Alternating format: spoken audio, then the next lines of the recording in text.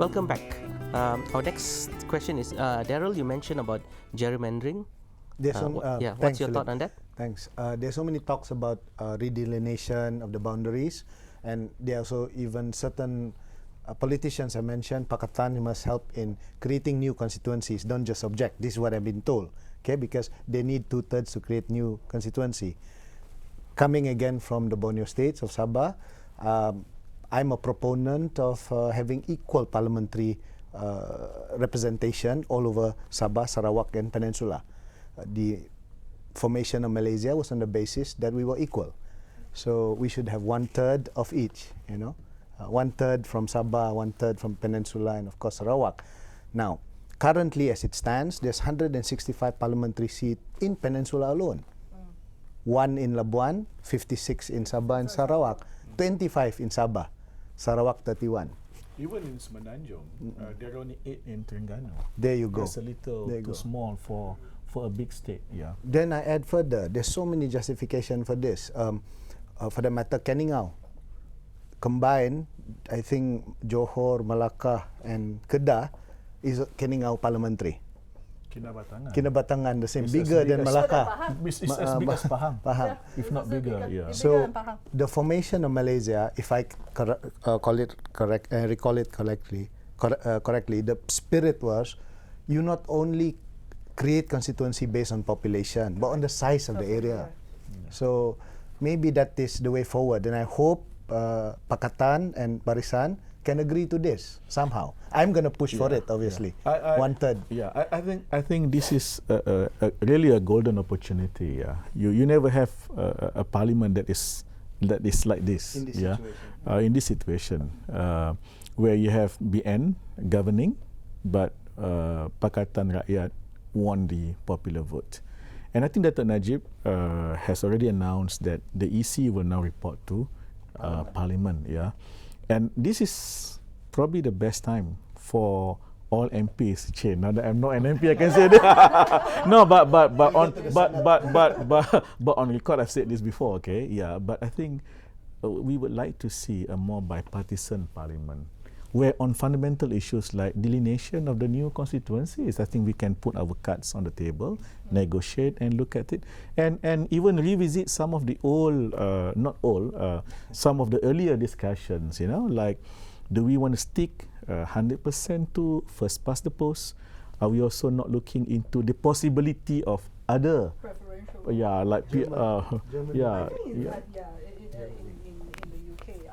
even very difficult to push that through. To me, I think gerrymandering, yes, I think it has to be addressed, but I think even on both sides of the divide, there will be a lot of disagreements because it can cut both ways. I know. So if you're going to have Sabah, as much as I like that, but it may not be in favor of the opposition for certain reasons. And of course, in urban areas, for example, in Seputeh, it will be in. So it depends on where it can cut both ways. Yeah. So that's why I'm trying to say, like Terengganu, for example.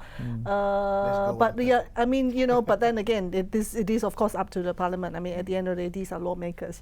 All I'm saying is that it can cut both ways, so that so if BN were to win the next general elections, don't say they cheated because they won because they cheated lah.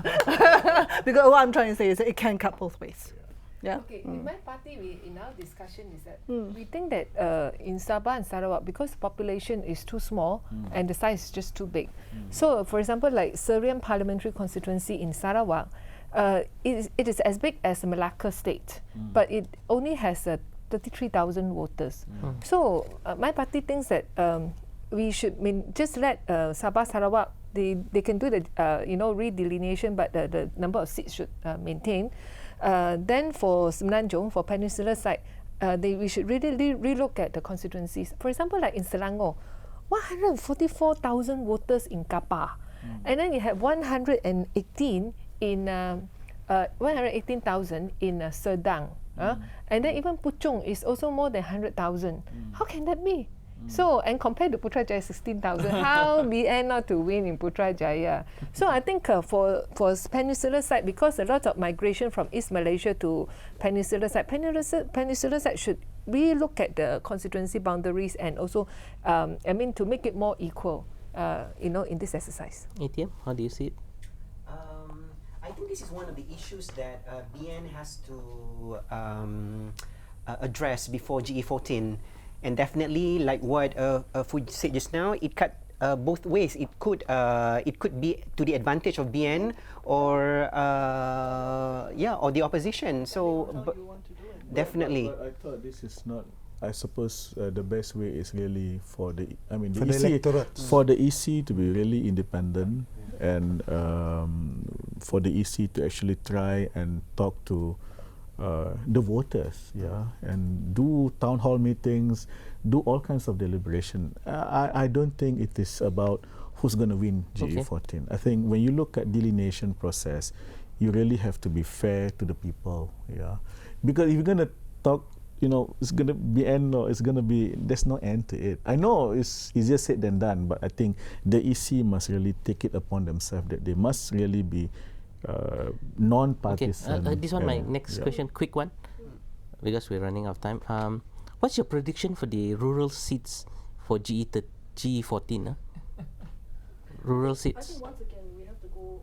It's not just rural and urban divide. We'll go back to the regional, point of discussion. It really is. It's Malaysian politics is really a three-legged stool right now. Right at this point in time, is a three-legged stool. It is impossible to ignore Sabah and Sarawak. That is really a major, I'll say, decision maker in the next 14 general elections. And I think on top of it, the young urban Malays and first-time voters. Those ones are really, really very critical. Everything else becomes secondary and pales in comparison.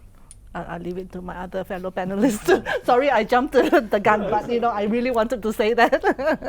Yeah, it's a three-legged stool. Yeah, I think, I mean for us, although DAP most of the time we contested in all the urban estates, but this round we also started to think of how to make inroads into rural areas. But unfortunately, BN already created a culture. In rural areas, there's money. Money very difficult to contest. In those things, you ask the Sabahan. So I think it's time for us to also pass information to the rural areas to tell them that why the real polity outside their kampong, what is that happening? I think it's not about money lah. I think for GE14 is, if you look at the two circle, it depends which circle is going bigger lah.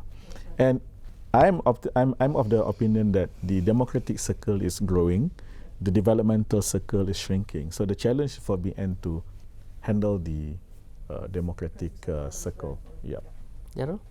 I'm going to micronize only to my area. Yes. Okay.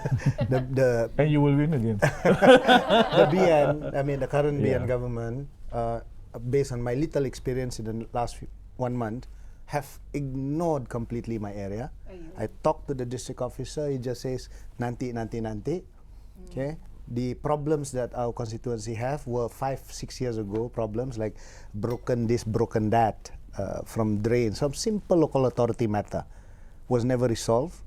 Now, what we're going to do, we're going to expose all these failures by them because we don't have that fund to remedy them. And I tell you, we're going to win GE14 based on informed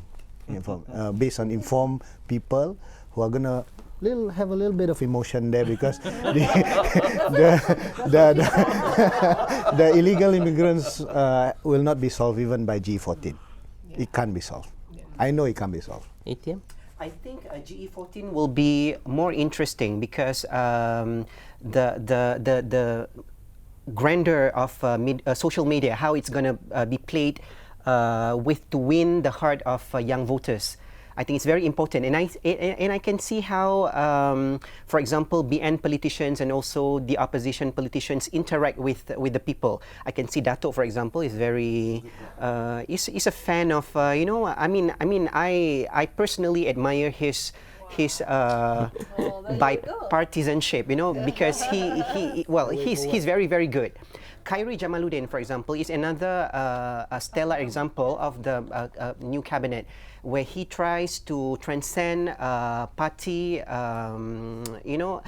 ideals, and also interact with the opposition young voters. I think that's very interesting. I think if BN wants to win the heart and the head of young voters in GE14, social media is the answer. Okay. It's also a Less catch-up. of that. It's a catch-up. Yes.